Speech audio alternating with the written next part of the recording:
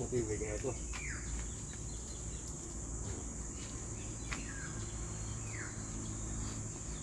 Gawa tayo ng duyan guys, at saka with yelo. Sa mga ganitong panahon, masyadong mainit.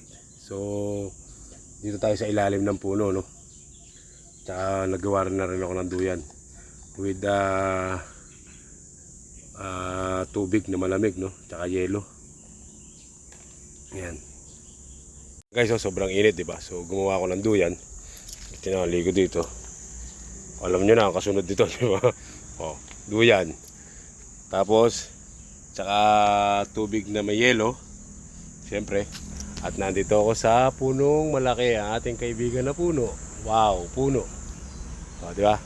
So, pagka ganitong sobrang init, para hindi tayo ma-stress, gawa tayo ng duyan dito sa ilalim ng puno. So, ayun na nga. Hanggang dito na lang guys. Yan, pinakita ko lang sa inyo na dito ako matutulog sa duyan. At masyadong maraming puno.